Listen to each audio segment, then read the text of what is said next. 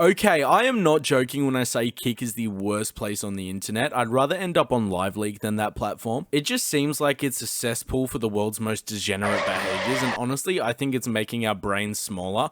And I don't even mean that as a figure of speech. I mean, like, I actually think it's shrinking our fucking hippocampus. See, the worrying part about the streams isn't really the behavior itself, it's the fact that they try too hard to pander to a teenage audience that doesn't really care about them. And I mean, if you're over the age of 18 watching Kick streams, then I have no words. And this pursuit of getting more and more degenerate to impress an audience that's, let's be honest, quite stupid, has left people with no career and in the worst case scenario, dead. The best example I can think of this is probably Jack Doherty, whose behavior was so degenerate that even Kick had to ban him, and he now streams on an obscure website named Party, and his numbers are pretty horrible on both YouTube and that streaming platform, but he still has a pretty sizable audience. This sort of behavior and the amount of positive exposure it gets on platforms like Twitter sells a dream to sort of younger people that this is the only way to get rich on the internet, which is just completely false.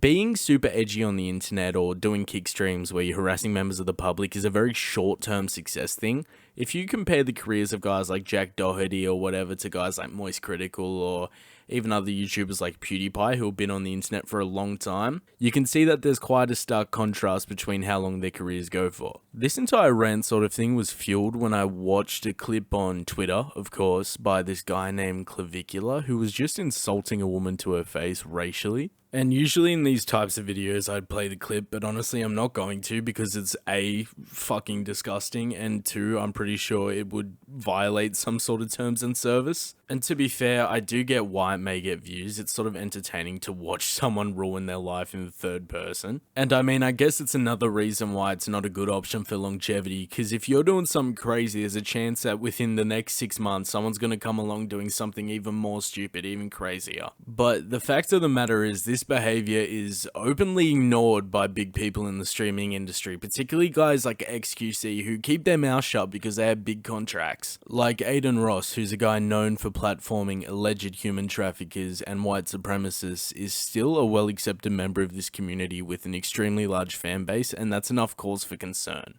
Particularly when he himself is both Jewish and has an extremely young and impressionable fan base. And I can't entirely blame Aiden because he just seems like a genuinely stupid guy. He's so thirsty for any sort of money he can get his hands on. And although I do think a majority of young impressionable Kick viewers that watch this sort of content are the types of kids that sit back in class throwing paper airplanes and eating glue, I do understand why people watch Kick. It is a marginally better viewing experience than Twitch with the interface and whatnot. But all the blame can't just be sort of laid on Kick streamers, it can also be laid on Twitch streamers and Twitch themselves.